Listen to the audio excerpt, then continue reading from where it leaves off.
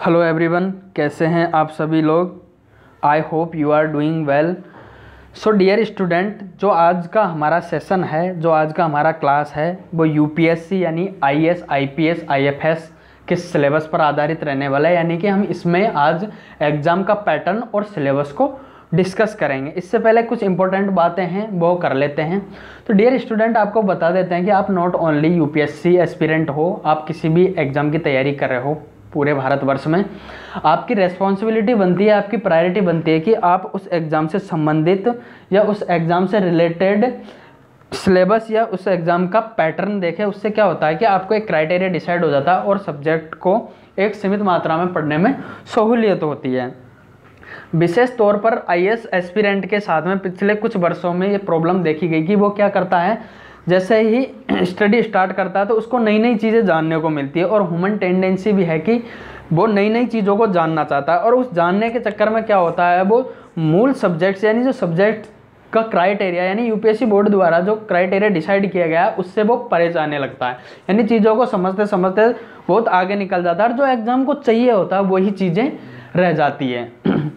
ठीक है गाइस, तो ये क्लास देखने के बाद आई होप आप ऐसा नहीं करेंगे। तो आप क्या करेंगे, आपको सबसे पहले करना है कि आपको एग्ज़ाम का सिलेबस देखना है। ठीक है गाइस, चलो स्टार्ट करते हैं हम आज का क्लास। तो आज का क्लास है वो हमारा है आईएएस का सिलेबस। तो इसको देखिए, एक बॉडी है जिसको यूपीएससी बोलते हैं। आइए पहले ये बॉडी शब्द को क्लियर कर लेते हैं। ये बॉडी शब्द क्या है, तो बॉडी क्या होती है, एक संस्था होती है अपने आप में। क्या होती है, किसी बॉडी को क्या बोलते हैं, एक संस्था होती है।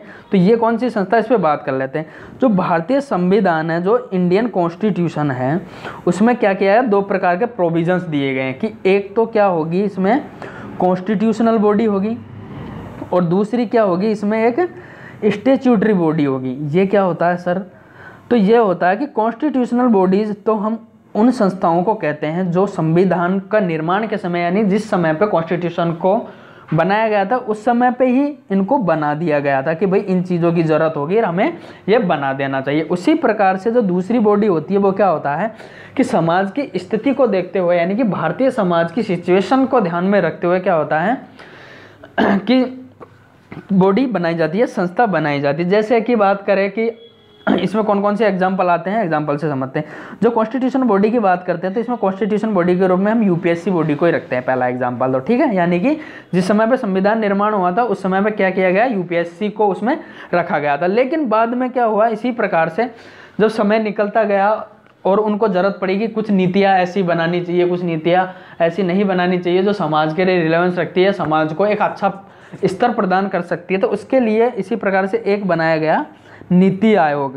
क्या बनाया गया, नीति आयोग बना। ध्यान रखना डियर स्टूडेंट कि जो नीति आयोग है वो एक स्टैट्यूटरी बॉडी है, नॉट कॉन्स्टिट्यूशनल बॉडी, यानी कि इसको लॉ पास करके बनाया गया। इसको वैसे चेंज कर दिया गया। इसका पहले नाम क्या नाम था इसका, नीति आयोग का, नीति आयोग का नाम था पहले प्लानिंग कमीशन यानी कि योजना आयोग। तो आज की क्लास में हम इतना ही डिस्कस करते हैं, बाकी इकोनॉमी की क्लास में इनके बारे में कवर करेंगे। तो आई होप आपके माइंड में ये बॉडी संबंधित वर्ड है क्लियर हो गया होगा। अब आपके सिलेबस पे चलते हैं। तो जो आईएएस का एग्जाम है यूपीएससी बोर्ड के द्वारा कंडक्ट करवाया जाता है, इसको बोलते हैं यूनियन पब्लिक सर्विस कमीशन और इसके द्वारा आईएएस एग्जाम को कंडक्ट करवाया जाता है। तो आईएएस एग्जाम का इसके द्वारा पैटर्न कुछ इस प्रकार से रखा जाता है कि एक तो होता है आपका प्रिलिमिनरी एग्जामिनेशन, यानी कि इस एग्जाम को 3 स्टेप्स में कंडक्ट करवाया जाता है। और वो 3 स्टेप ये है, प्रिलिमिनरी एग्जामिनेशन, मेंस एग्जामिनेशन और आपका इंटरव्यू होता है। ठीक है गाइस, तो इस प्रकार से 3 चरणों में इस एग्जाम को कंडक्ट करवाया जाता है और उसमें पेपर पैटर्न कुछ इस प्रकार से रखा गया। आइए देख लेते हैं हम। तो गाइज इसमें जो आपका प्रिलिमिनरी एग्जामिनेशन है यानी कि जो फर्स्ट सेगमेंट है उसमें 2 पेपर रखे गए हैं, जिसको पहले पेपर को जीएस पेपर बोला गया, सेकंड पेपर को सीसेट पेपर बोला गया। दोनों ही पेपर के मार्क्स 200 मार्क्स रखे गए हैं और दोनों के दोनों पेपर मल्टीपल चॉइस पेपर होते हैं। यानी कि आपको क्या दिया जाता है, आपको क्वेश्चन दे दिया जाता है और उसमें 4 ऑप्शंस दे दिए जाते हैं जिसमें आपको उचित ऑप्शन यानी कि आपको राइट ऑप्शंस को चुनना होता है। ठीक है गाइज, तो जो पहला पेपर है उसमें आपको जितनी भी सब्जेक्ट्स रखी गई है वो हम नेक्स्ट स्टेप में कवर करने वाले हैं। तो उससे पहले आपको बता देते हैं कि इसमें जितनी भी सब्जेक्ट्स रखी गई हैं उसकी आपको जर्नल अवेयरनेस होनी चाहिए, यानी आपको सामान्य जानकारी होनी चाहिए। उसी प्रकार से पेपर सेकंड सीसेट रखा गया, उसमें भी आपको एक सामान्य जानकारी की आवश्यकता है। उसी प्रकार से इसका स्टेप सेकंड है, दोनों के दोनों फर्स्ट पेपर में जो आपका फर्स्ट सेगमेंट था, पेपर फर्स्ट और पेपर सेकंड, इस दोनों के दोनों पेपर को एक ही दिन में कंडक्ट करवाया जाता है। एक को मॉर्निंग फेज में, एक को आफ्टरनून में लिया जाता है। ठीक है गाइस, तो उसी प्रकार से इसका मेंस यानी सेगमेंट सेकंड है, जिसको मेन एग्जामिनेशन बोलते हैं। इस मेन एग्जामिनेशन को भी हम 2 सब सेगमेंट में डिवाइड करके देखते हैं कौन कौन से आखिर ये सेगमेंट देख लेते हैं। तो इसके सब सेगमेंट है, क्वालिफाइंग पेपर है पहला सेगमेंट, दूसरा सेगमेंट है मेरिट लिस्ट पेपर। तो क्वालिफाइंग पेपर की बात करते हैं तो इसमें आपको पहला इंग्लिश पेपर रखा गया जिसका मार्क्स 300 डिसाइड किए गए। देन सेकंड पेपर रखा गया जिसको इंडियन लैंग्वेज बोलते हैं। आइए देख लेते हैं क्या है। तो जो इसका लैंग्वेज पेपर है 300 मार्क्स का, इसका लेवल 10th लेवल का रखा गया, यानी कि आपको 10th क्लास तक की इंग्लिश आनी चाहिए। ठीक है गाइज, लेकिन विशेष तौर पर हिंदी माध्यम के छात्रों के साथ में क्या दिक्कत होती है, या पिछले कुछ वर्षों में ये दिक्कत देखी गई, ये प्रॉब्लम फेस की गई छात्रों के द्वारा, वो ये थी कि जो यूपीएससी बोर्ड है उसके द्वारा इंग्लिश को प्रायोरिटी रखा जाता है कॉपियाँ चेक करते समय। तो उस इंग्लिश प्रायोरिटी में क्या होता है कि हिंदी जैसे जो साहित्यिक शब्द होते हैं उनको समझने में काफ़ी प्रॉब्लम होती है। वो चाहे क्योंकि इंग्लिश मीडियम वाले जो कॉपी चेक करते हैं या फिर जो कॉपी की प्रायोरिटी रखी जाती है वो इंग्लिश का माध्यम रखा जाता है, जिसकी वजह से छात्रों को भी समझने में पेपर को काफ़ी बार दिक्कत होती है कि हिंदी में ऐसे ऐसे साहित्यिक शब्द रखे जाते हैं कि उनको समझ में नहीं आते हैं। इसका रीज़न ये है क्योंकि हर छात्र का ज़रूरी नहीं है कि वो हिंदी माध्यम का है तो वो हिंदी साहित्य से ही हो। कई स्टूडेंट्स हैं जो डिफरेंट बैकग्राउंड से आते हैं और उनको अच्छी तरह से बेहतर तरीके से पेपर समझने में दिक्कत होती है, वो अच्छी तरह पेपर को नहीं समझ पाता है। तो इससे आपको उभरने के लिए एक सॉल्यूशन बता देते हैं। इसका सॉल्यूशन ये है कि आप जब भी स्टडी करें, जब भी आप यूपीएससी हिंदी माध्यम से तैयारी करें तो आपका पैटर्न ये रहना चाहिए। इसको एक एग्जांपल से समझ लेते हैं कि जब एक योद्धा मैदान में उतरता है तो उसको ऑब्वियसली बात है कि कुछ एरियाज ऐसे होंगे या कुछ वेपन्स ऐसे होंगे जिसको भली भांति तरीके से चलाना आता होगा, या फिर कुछ एस्पेक्ट्स ऐसे होंगे जिनको वो भली भांति तरीके से कंट्रोल कर सकता है। लेकिन कुछ चीज़ें उस समय इनिशियल ऐसी भी क्रिएट हो सकती है कि जो उसको पहले से आइडिया नहीं होता, तो उनसे टैकल करने के लिए उन्हें क्या करना होता है कि कुछ स्थितियाँ यानी उसको इनिशियल डिसीजंस लेने होते हैं। ठीक है, वो इनिशियल डिसीजंस क्या है वो यूपीएससी बोर्ड के संदर्भ में आपको बता देते हैं। वो ये है कि जब आप हिंदी माध्यम से तैयारी करें तो आपका जो इनिशियल आपका जो डिसीजन वो ये रहना चाहिए कि आप पढ़ाई करते समय कम से कम टर्मिनोलॉजीज है, जो मुख्य टर्म्स हैं उनको कम से कम इंग्लिश में जाने। इसका फ़ायदा आपको ये मिलता है कि आप क्वेश्चंस को जो हिंदी के साहित्यिक वर्ड यूज़ किए जाते हैं, जो साहित्यिक शब्द यूज़ किए जाते हैं, तो वो समझ में नहीं आने पर आप इंग्लिश के जो कॉमन वर्ड्स हैं उनको आप बेहतर तरीके से समझ पाएंगे। ठीक है गाइज, तो आपकी ये प्रॉब्लम क्योंकि आपके पास और कोई सॉल्यूशन भी नहीं है, यूपीएससी बोर्ड इतनी आसानी से सुनने वाला नहीं है, क्योंकि 2013 में यूपीएससी बोर्ड का जो सिलेबस है या जो एग्ज़ाम पैटर्न है वो चेंज किया गया था और उसके बाद में हिंदी माध्यम के छात्रों का डिक्रीज ही देखा गया है, यानी उनका सिलेक्शन रेशो है वो कम ही होता गया है एज कम्पेयर 2013। तो इस प्रॉब्लम से उभरने के लिए आपको क्या करना है, आपको टर्मिनोलॉजी साथ में पढ़नी है, क्योंकि आप ऐसा तो है नहीं कि आज ही तैयारी किया आज ही पेपर दे देंगे। आपको इसके लिए एक विशेष टाइम भी चाहिए होता है और उसी टाइम में आपको ये एग्ज़ाम देना चाहिए, जल्दबाजी नहीं करनी चाहिए। ठीक है गाइस, तो आई होप आपकी प्रॉब्लम सॉल्व हुई होगी। उसी प्रकार से इसका सेकंड पेपर रखा गया है जिसको इंडियन लैंग्वेज बोला गया है। तो इंडियन लैंग्वेज में क्या है, आपके तो जो भारतीय संविधान है, आपका जो इंडियन कॉन्स्टिट्यूशन है, उसके 8th शेड्यूल में क्या किया गया है, 22 लैंग्वेजेज रखी गई है। कितनी भाषा रखी गई है, 22 भाषाएं रखी गई। इन 22 भाषाओं में से आप कोई सी भी एक भाषा में इस पेपर को दे सकते हैं। नॉट ओनली ये पेपर, आप पूरा का पूरा मेंस इन 22 भाषाओं में से एक भाषा के अंदर दे सकते हैं, जो कई सब रीजन्स वाले स्टूडेंट्स के द्वारा भी किया जाता है। जैसे बात कर लेते हैं ईस्टर्न रीजन की बात कर लेते हैं, तो कई लोग ऐसे हैं जो असमीज लैंग्वेज से भी पेपर देते हैं पूरा। कई लोग सदर्न इंडिया में ऐसे हैं जो तमिल तेलुगु लैंग्वेज से भी देते हैं, कई लोग गुजराती भाषा में भी देते हैं। ठीक है भाई, तो इस प्रकार से आपको एक अपॉर्चुनिटी दे दी जाती है कि आप अगर रीजनल लैंग्वेज में या अपना स्टेट लैंग्वेज में अगर आप पेपर देना चाहते हैं तो वो आप दे सकते हैं। ठीक है गाइज, तो आई होप दोनों के दोनों पेपर क्वालिफाइंग होते हैं, दोनों के दोनों पेपर आपके 300 मार्क्स के होते हैं। देन आपको मेरिट लिस्ट पेपर आता है, यानी मेंस का सेकंड सेगमेंट आता है जिसको बोलते हैं मेरिट लिस्ट पेपर। और इस मेरिट लिस्ट पेपर में पेपर को कुछ इस प्रकार से डिसाइड किया गया, इसमें 5 पेपर होते हैं आपके, जिसमें पहला पेपर होता है आपका ऐसे, जिसको निबंध पेपर बोलते हैं, इसको 250 मार्क्स डिसाइड किए गए हैं।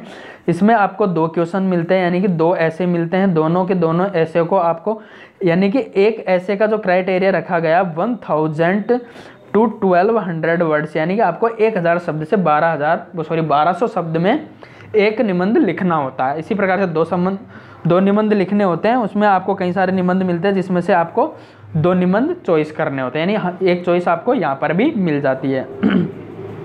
उसी प्रकार से आपके अदर पेपर होते हैं जिसमें GS paper first, GS paper second, GS paper third, GS paper fourth, चारों के चारों पेपर के मार्क्स 250 मार्क्स रखे गए हैं। इस प्रकार से कुल मिला के 715 मार्क्स का आपका ये पूरा एक सेगमेंट हो जाता है, जिसको मेन एग्जामिनेशन बोलते हैं। और इसी के साथ में आपको एक अपॉर्चुनिटी दी जाती है, जिस अपॉर्चुनिटी को क्या कहते हैं आइए बात कर लेते हैं। वैसे लास्ट क्लास में हम उसके पर डिस्कस कर चुके हैं, जिसको बोला गया है, क्या बोला गया, ऑप्शनल सब्जेक्ट। क्या बोला गया, ऑप्शनल सब्जेक्ट बोला गया। इस ऑप्शनल सब्जेक्ट्स में आपको 2 पेपर मिलते हैं, दोनों के दोनों पेपर आपको क्या एक ही सब्जेक्ट के होते हैं। जो 2 पेपर होते हैं आपको वो आपकी चॉइस के मिलते हैं, यानी कि आप अपनी सुविधा के अनुसार पेपर चॉइस कर सकते हैं। ठीक है, इससे संबंधित हम लास्ट में 2 क्लासें ले चुके हैं, वो क्लासें आप जाके देख सकते हैं। इसमें 2 पेपर होते हैं, दोनों के दोनों, फर्स्ट पेपर सेकंड पेपर, दोनों के दोनों पेपर 250 मार्क्स के रहते हैं। तो ठीक है, जो आपको एक विशेष अपॉर्चुनिटी मिल जाती है, क्या मिल जाती है, कि आपको ये विशेष अपॉर्चुनिटी मिल जाती है यहाँ पे। ठीक है, आपको एक बात बता देते हैं, कुछ प्रीवियस ईयर का एनालाइज किया, यानी विश्लेषण किया उस पे आधार पर, कि जितने भी टॉपर्स वगैरह रहे हैं वो क्या करते हैं मेंस में। तो देखो जहाँ तक ज़्यादातर लोगों के इक्वल ही नंबर आ पाते हैं, लेकिन जो भी जितने टॉपर्स हैं वो जो अच्छा परफॉर्मेंस करते हैं वो कहाँ पे कर पाते हैं, इन्हीं 2 पेपर्स में करते हैं, यानी ऑप्शनल पेपर्स में। इसका रीज़न ये रहता है क्योंकि आपके चॉइस का पेपर होता है, और चॉइस ऑब्वियसली बात है कि जब चॉइस दे दी जाती है तो आप चॉइस ऐसी सब्जेक्ट को चुनेंगे जो आप, या जिसमें आप परफॉर्मेंस बेहतर कर सकते हैं, या जो आपको पढ़ने में बहुत अच्छा लगता हो, या वो सब्जेक्ट से रिलेटेड आप बहुत मजबूत बैकग्राउंड रखते हैं। तो गाइज इसी के साथ मेंस में ही आपको क्या करवाया जाता है, ऑप्शनल पेपर भी देना होता है। देन जब आप optional plus mains exam clear कर लेते हैं, आप सेकंड सेगमेंट पे पहुंच जाते हैं, जिसको हम क्या बोले हैं, इंटरव्यू बोले। और देन आपका एक रैंक निर्धारित होती है इन तीनों सेगमेंट्स के बाद में। ठीक है गाइज, तो इस प्रकार से हमारा एग्जाम पैटर्न रहता है यूपीएससी का। तो आई होप आपको समझ में आया होगा, एक बार फिर से देख लीजिए, चाहे स्क्रीनशॉट ले सकते हैं, इससे संबंधित आपको पीडीएफ हमारे Telegram channel the study alliance पर आपको प्रोवाइड करवा दी जाएगी, तो आप वहाँ से भी इस पीडीएफ को डाउनलोड कर लेते हैं। आइए अब एक एक पेपर को डिस्कस कर लेते हैं, इसमें सिलेबस क्या क्या रखा है आखिर यूपीएससी बोर्ड के द्वारा।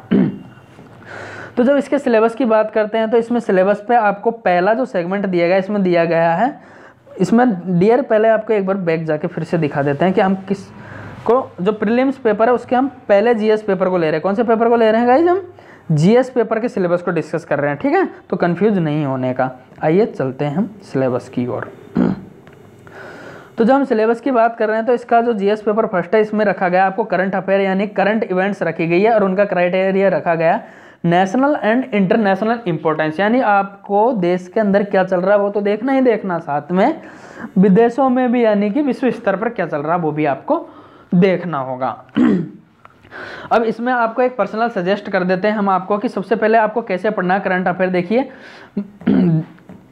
जितने भी बिगिनर्स होते हैं, जितने भी न्यू एस्पिरेंट होते हैं यूपीएससी के, वो क्या करते हैं कि सबसे पहले जो यार एग्जाम्स या जितने भी कोचिंग्स वगैरह उनके द्वारा रिकमेंड कर दिया जाता है, बता दिया जाता है कि आपको करंट अफेयर पढ़ना है पहले, और शुरुआत में आके करंट अफेयर उठा लेते हैं। और उनके साथ प्रॉब्लम ये होती है कि करंट अफेयर में भी आपको इतनी सारी बुक्स अवेलेबल करवा दी जाती है, लाइक एज योजना हो गई, कुरुक्षेत्र हो गई, दर्पण हो गई, कोचिंग्स भी अपना करंट अफेयर देता है। देन 1-2 यूट्यूब चैनल भी फॉलो कर लेते हैं स्टूडेंट। अरे भाई साहब जी, इतना पढ़ने की कोई आवश्यकता नहीं है आपको, आप कोई भी एक यूट्यूब चैनल फॉलो कर लिए, उसमें क्या है आपको पूरा कॉन्सेप्ट क्लियर करवा दिया जाता है। काफ़ी सारे अच्छे अच्छे टीचर्स हैं यूट्यूब पे जिनके द्वारा आपको ये चीज़ें क्लियर करवा दी जाती है, और आने वाले टाइम में हमारे चैनल के द्वारा भी आपको करंट अफेयर प्रोवाइड करवाई जाएगी। तो डियर हम बात कर रहे थे करंट अफेयर को कैसे पढ़ना है। तो आपको क्या करना है, कोई भी एक ट्रस्टेड मैगजीन फॉलो कर लेनी है। और उससे पहले क्या करना है करंट अफेयर को पढ़ने के लिए कि आपको स्टैटिक पोर्शन पढ़ना है। स्टैटिक पोर्शन में पहले सबसे पहले आपको NCERTs कवर कर लेनी है 6 to 12th। आप जब NCERTs कवर कर लेंगे तो आपका एक बेस तैयार हो जाएगा। देन आपको स्टैटिक्स सब्जेक्ट्स पढ़ लेना है। अब क्या करेंगे आप, जब ये चीज़ें अच्छी तरह आपका क्लियर हो जाएगा देन अब आप करंट देखिएगा। ऐसा क्यों बोल रहे हैं सर, इसका रीज़न ये है, इसका कारण ये है कि जब आप करंट इवेंट्स पढ़ते हैं तो करंट इवेंट्स कोई आसमान से टपक के नहीं आती है डायरेक्ट, ये स्टैटिक्स में डायरेक्ट इनडायरेक्ट वे में इन्फ्लुएंस रखती है। इसका एक एग्जांपल ले लेते हैं। अभी किसान आंदोलन चल रहे हैं, फार्मर मूवमेंट चल रहा है, अभी किसान आंदोलन चल रहे हैं। तो आइए बैकग्राउंड यानी कि स्टैटिक पोर्शन से किस प्रकार से इन्फ्लुएंस रखता है। तो सबसे पहले बात कर लेते हैं हमारी सब्जेक्ट्स की। तो हिस्ट्री की बात करते हैं तो हिस्ट्री से रिलेटेड तो इसमें ऐसा कुछ है नहीं, ठीक है। देन बात करते हैं पॉलिटी की। तो जब पॉलिटी की बात करते हैं तो उसमें एक सेगमेंट रखा गया है कॉन्स्टिट्यूशन। तो जब कॉन्स्टिट्यूशन की बात करते हैं तो किसानों से संबंधित या ह्यूमन से रिलेटेड क्या क्या राइट्स रखे गए हैं या क्या क्या चीज़ें उन्हें गवर्नमेंट के द्वारा प्रोवाइड करवानी चाहिए, ये सभी तमाम बातें कॉन्स्टिट्यूशन में ऐड की गई है। तो इसका इन्फ्लुएंस आप क्या करेंगे, जब पॉलिटी को या कॉन्स्टिट्यूशन को अच्छी तरह पढ़ लेंगे तो आपको क्या देखना होगा, सिर्फ आपको इतना देखना होगा कि अभी क्या नए प्रोविजन ऐड किए गए, बाकी के बारे सारे ऐड पुराने होंगे। यानी ऐसा नहीं पूरा का पूरा चीज़ों को चेंज कर दिया जाए, ऐसा नहीं कर सकते। कुछ चीज़ें होती है, 2-4 चीज़ें जो उनको परिवर्तित किया जाता है। और वो क्या रखते हैं, आपको जब आपका बैकग्राउंड क्लियर होगा, आपका सब्जेक्ट क्लियर होगा तो आप इसको 1 या 2 नज़र में आप करंट अफेयर को बेहतर तरीके से कवर कर सकते हैं। देन दूसरे सेगमेंट की बात करें तो इसमें दूसरा सेगमेंट आता है आपका थर्ड पेपर जिसको बोलते हैं इकोनॉमी। तो इकोनॉमी की बात करें तो इकोनॉमी में आपको जो फार्म मूवमेंट है यानी जो किसान आंदोलन उससे संबंधित दिया गया है कि ये बात करते हैं बार बार MSP की। तो हमको MSP अच्छी तरह से कहाँ पे पढ़ना होता है, इकोनॉमी में हमको अच्छी तरह पढ़ाया जाता है और वैसे पढ़ना भी होता है। जब आपका स्टैटिक्स क्लियर होगा तो आपको करंट अफेयर फिर से आपको दिक्कत फेस नहीं करनी पड़ेगी, ठीक है गाइस। तो इसको बोलते हैं मिनिमम सपोर्ट प्राइस। तो इससे संबंधित जितने भी प्रोविजंस वगैरह होते हैं वो हमको इकोनॉमी सब्जेक्ट्स में पढ़ने होते हैं। और इसी प्रकार से पेपर 4 हमारा जो एथिक्स होता है यानी कि नैतिक शास्त्र होता है, उसका इन्फ्लुएंस कैसे, तो उनका इन्फ्लुएंस ये है कि अगर इस समय पे आप IAS ऑफिसर होते हैं और आपको इस स्कीम या इस क्षेत्र में आपके ये मूवमेंट किया होता तो आपकी क्या रेस्पॉन्सिबिलिटी बनती है इनके लिए, और क्या रेस्पॉन्सिबिलिटी बनती है कि गवर्नमेंट से संबंधित भी आपको क्या क्या योजनाएं इनको प्रोवाइड करवानी चाहिए। तो डायरेक्ट इनडायरेक्ट वे में स्टैटिक्स पोर्शन अगर आपका क्लियर है तो आप करंट्स को भली भांति तरीके से कवर कर पाएंगे। ये आपको हमारा पर्सनल सजेशन है, ठीक है गाइज। और ये एक रणनीति भी बोल सकते हैं, इसको एक स्ट्रेटजी भी हम बोल सकते हैं। आइए नेक्स्ट सेगमेंट की ओर चलते हैं। तो इसमें नेक्स्ट सेगमेंट है आपको जो GS पेपर फर्स्ट में पढ़ना है। तो करंट इवेंट्स तो पढ़नी ही पढ़नी है नेशनल और इंटरनेशनल लेवल की। देन आपको इंडियन हिस्ट्री पढ़नी है। जब इंडियन हिस्ट्री की बात करते हैं तो कौन कौन सी पढ़ते हैं, इंडियन हिस्ट्री में हम एंशिएंट इंडिया पढ़ते हैं जिसको प्राचीन भारत बोलते हैं, मिडिएवल इंडिया पढ़ते हैं जिसको हम मध्यकालीन भारत बोलते हैं, देन मॉडर्न इंडिया पढ़ते हैं। यानी कि हम देखो GS पेपर में सिर्फ हमको इंडियन स्पेशलाइज कर दिया गया, यानी हमको भारत की भैया भारत का ही इतिहास पढ़ना। और वो भारत के इतिहास में कौन कौन सी चीज़ें आती है, प्राचीन भारत, मध्यकालीन भारत और आधुनिक भारत को कवर किया गया। अब इसमें भी कुछ विशेष सेगमेंट दिया गया जिस पे फोकस किया गया। तो उसमें दिया गया नेशनल मूवमेंट। तो नेशनल मूवमेंट हम आधुनिक भारत में यानी कि मॉडर्न इंडिया में पढ़ते हैं, इसको बोलते हैं हिंदी में राष्ट्रीय आंदोलन। राष्ट्रीय आंदोलन की बात करें तो विशेष तौर पर 1857 की क्रांति, देन उसके बाद में 1920-1930 में जो मूवमेंट हुए थे उनकी बात की गई है। तो आई होप आपके माइंड में ये एक क्राइटेरिया क्लियर हो गया होगा। देन इसमें बात की गई है इंडियन एंड वर्ल्ड ज्योग्राफी, यानी कि आपको जो ज्योग्राफी और पढ़नी है वो कौन कौन सी पढ़नी है, आपको इंडियन ज्योग्राफी पढ़नी है, आपको वर्ल्ड ज्योग्राफी पढ़नी है। उसमें भी क्या क्या चीज़ें पढ़नी है, आपको उसका फिजिकल लेना है यानी उसकी प्राकृतिक स्थिति के बारे में पढ़ना, सोशल पढ़ना, उसके सामाजिक स्थिति के बारे में पढ़ना, इकोनॉमिक ज्योग्राफी पढ़नी है यानी किस प्रकार की लोगों के द्वारा अर्थव्यवस्थाएं या अर्थ के सिस्टम को अपनाया यानी इकोनॉमिक सिस्टम को अपनाया जाता है, उन पे बात की गई। इसमें थोड़ा सा बता देते हैं। तो इसमें क्या किया जाता है, आपके 3 सेक्टर्स को कवर किया जाता है। कौन कौन से सेक्टर को कवर किया जाता है, पहला primary sector, then secondary sector, उसके बाद में आता है टर्सरी सेक्टर। इसमें आपके जितने भी रॉ मटेरियल्स होते हैं, कच्चे पदार्थ होते हैं, उनके बारे में पढ़ना होता है। देन उसके बाद में आपको क्या पढ़ना होता है सॉरी थोड़ा गड़बड़ हो गया क्या, उसके बाद में आपको क्या पढ़ना होता है सेकेंडरी तो सेकेंडरी में क्या रखा है आपको, मैन्युफैक्चरिंग सेक्टर को रखा गया है, यानी विनिर्माण क्षेत्र, जितनी भी चीज़ें औद्योगिक क्षेत्रों में विकसित की जाती है वो सेकेंडरी सेक्टर बोलते हैं। और टर्सरी सेक्टर जिसमें सेवा क्षेत्र, लाइक जैसे सामान वगैरह को पहुंचाते हैं तो कौन होते हैं, व्हीकल्स के माध्यम से, यानी साधनों के वजह से, जैसे ट्रक हो गया, गन्ना पहुंचाता है यूपी से अपना कहाँ तक फैक्ट्री तक, तो वो सेवा क्षेत्र में आ जाता है। टीचर हो गया, आपको पढ़ा रहा था, ये भी सेवा क्षेत्र के अंतर्गत आता है। तो ये सभी चीज़ें आपको इसमें पढ़नी होगी। ठीक है गाइस, तो इसी प्रकार से नेक्स्ट सेगमेंट की ओर चलते हैं। नेक्स्ट सेगमेंट क्या है हमारा, इसमें रखा गया इंडियन पॉलिटी। क्या रखा गया नेक्स्ट सेगमेंट हमारा, इंडियन पॉलिटी। इंडियन पॉलिटी में आपको गवर्नेंस पढ़ना है स्पेशल, देन कॉन्स्टिट्यूशन पढ़ना है, पॉलिटिकल सिस्टम को पढ़ना है। तो कॉन्स्टिट्यूशन में तो आपको पता ही क्या क्या चीज़ें पढ़ना है, उसके पार्ट्स पढ़ने हैं, उसके आर्टिकल्स पढ़ने हैं, और क्या क्या चीज़ें पढ़नी है हमको, उसमें कौन कौन से राइट्स वगैरह दिए गए, ये सब चीज़ें पढ़ना होता है। देन पॉलिटिकल सिस्टम की बात की तो political system unitary federal system कैसा है, कैसे आपका गवर्नमेंट का प्रकार है, ये सब चीज़ें आपको तमाम बातें इसमें पढ़नी होती है। देन बात करते हैं तो इसमें पंचायती राज सिस्टम को स्पेशल फोकस किया गया है, यानी कि पंचायती राज सिस्टम का क्या सिस्टम रहा है, इनके बारे में आपको अध्ययन करना है। देन बात करें तो पब्लिक पॉलिसीज, यानी गवर्नमेंट के द्वारा कौन कौन सी पॉलिसीज बनाई जाती है उन पर बात की। देन राइट्स इशूज, यानी कि ह्यूमन से संबंधित कौन कौन से अधिकार है, कौन कौन से राइट है, उन पर बात की गई है। तो आई होप आपको ये वाला सेगमेंट भी क्लियर होगा। देन नेक्स्ट सेगमेंट की ओर चलते हैं, जिसको इकोनॉमिक और सोशल डेवलपमेंट रखा गया है, यानी कि आपको आर्थिक या अर्थशास्त्र भी इसमें पढ़ना है। तो अर्थशास्त्र में आपको चीज़ें गई है, सोशल डेवलपमेंट की बात की है, यानी कि समाज के विकास के लिए कौन कौन सी चीज़ें की जा सकती है उन पे फोकस किया गया। उसमें है आपके सस्टेनेबल डेवलपमेंट की बात की। सस्टेनेबल डेवलपमेंट की बात करें तो सतत विकास बोलते हैं इसको, हिंदी में क्या बोलते हैं, सतत विकास बोलते हैं। तो सतत विकास में डिफरेंट पॉलिसीज वगैरह, इन्वेस्टमेंट, डिसइन्वेस्टमेंट को अध्ययन किया जाता है। देन उसके बाद में बात की गई है इसमें पॉवर्टी, यानी गरीबी को भी ध्यान में रखना, गरीबी से संबंधित क्या क्या नीतियाँ हैं, क्या क्या योजनाएं लाई गई है यूनियन गवर्नमेंट या स्टेट गवर्नमेंट के द्वारा, वो चीज़ें भी आपको अध्ययन करनी होगी। देन इंक्लूजन और demographic social sector initiatives ETC पर बात की गई है। ठीक है गाइस, इसी प्रकार से नेक्स्ट सेगमेंट की ओर चलते हैं, जिसको जर्नल इश्यूज बोला गया। जर्नल इश्यूज में आपको एनवायरमेंटल इकोलॉजी से संबंधित जर्नल इश्यूज देखने हैं, बायोडाइवर्सिटी से रिलेटेड देखने हैं, एंड क्लाइमेट चेंज से रिलेटेड देखने हैं। और इसके भी बारे में एक स्पेशलाइजेशन बात की गई कि that do not require subject specialisation, यानी कि आपको जो एनवायरमेंट, इकोलॉजी, बायोडाइवर्सिटी, इसमें विशेषज्ञता होना आवश्यक नहीं है, आपको एक सामान्य जानकारी होनी चाहिए। देन इसमें रखा गया जर्नल साइंस। जर्नल साइंस आपको पढ़ना होता है, इसमें बायोलॉजी, फिजिक्स, केमिस्ट्री। तो आपको इसमें से भी कुछ चीज़ बता देते हैं आपको कि पिछले कुछ सालों में फिजिक्स को कतई हटा दिया है, यानी कि इससे क्वेश्चन ही नहीं पूछा जाता। लेकिन इसका मतलब ये नहीं है आपको पढ़ना नहीं है, क्योंकि UPSC है, यूनियन बोर्ड है, उसका कोई भरोसा नहीं, कब पता नहीं कौन से पोर्शन को बेटेज में ला दे, यानी कि ज़्यादा क्वेश्चन पूछ ले। तो आपको ऐसा नहीं समझना कर रहे हो सर पिछले 5 साल में इसके तो क्वेश्चन गायब ही हो गए तो इसको छोड़ देना, नहीं, क्या पता एक अगली बार फिजिक्स से ही ज़्यादा क्वेश्चन पूछ लें। 4 से 5 क्वेश्चन तो मिनिमम प्रीलिम्स एग्जाम्स में पूछे ही जाते हैं यहाँ से। ठीक है गाइस, यानी 4 से 5 की बात करें तो कुल मिला के 8 से 9 क्वेश्चन हो गए, जो बायोलॉजी, केमिस्ट्री और फिजिक्स तीनों मिला के किए जाते हैं। देन साइंस टेक्नोलॉजी से पूछे जाते हैं, जो पिछले 2-3 सालों में कुछ ज़्यादा ही पूछे गए, यहाँ से थोड़ा हिस्सा कम कर दिया गया है।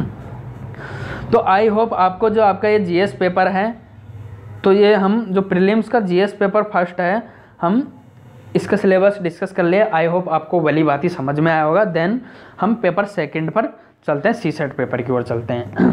तो जब CSET पेपर की बात करते हैं तो इसका भी सिलेबस देख लेते हैं भाई, क्या है आखिर सर इस सिलेबस में। तो इसमें बात क्या है, इसमें आपको फर्स्ट सेगमेंट कॉम्प्रिहेंशंस रखे गए। कॉम्प्रिहेंशंस की बात करते हैं तो आपको एक पैराग्राफ टाइप की चीज़ें दे दी जाती है, यानी एक पैराग्राफ दे दिए जाते हैं, और उन पैराग्राफ्स में आपको लाइक एज डिसीजन मेकिंग बोल सकते हैं इसको वैसे। तो उसमें क्वेश्चंस आपको क्या करने होते हैं, डिसीजन लेना होता है, यानी क्वेश्चंस आपको उसमें से देखने होते हैं, उनके आधार, उनको बेस रख के, पैराग्राफ को बेस रख के, उसको आधार रख के आपको क्वेश्चंस डील करने होते हैं, जो एक दिन हम आपको पेपर भी करवा देंगे द स्टडी अलायंस चैनल पर। ठीक है गाइस, नेक्स्ट सेगमेंट इसमें रखा गया है इंटरपर्सनल स्किल, यानी कि आपकी पर्सनल स्किल पे बात की गई, इंक्लूडिंग कम्युनिकेशन स्किल। और इसमें क्या किया गया, आपकी बोलने की क्षमता को भी, आपकी बात करने की क्षमता को भी रखा गया, यानी कैसी होनी चाहिए, ये सब चीज़ें। देन बात करते हैं लॉजिकल रीजनिंग, यानी कि लॉजिकल रीजनिंग, उसमें आपको एनालिटिकल एबिलिटी रखी गई है, यानी कि आपकी अच्छी विश्लेषण क्षमता होनी चाहिए।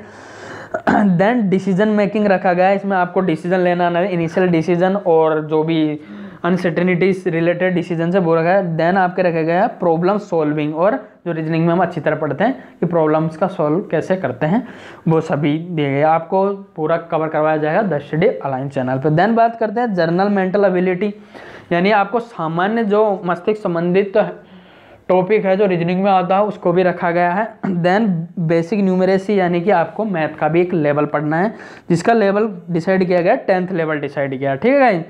तो आपको 10वीं लेवल की मैथ भी आनी चाहिए इसको पास करने के लिए। और charts, graphs, tables, data sufficient ETC इसमें रखे गए हैं। तो आई होप आपको ये पेपर भी अच्छी तरह समझ में आया होगा। तो गाइज इस प्रकार से हम प्रीलिम्स एग्ज़ाम के दोनों पेपर, जो आपके फर्स्ट पेपर GS है और सेकंड पेपर CSET है, दोनों का सिलेबस कवर कर लिए हैं।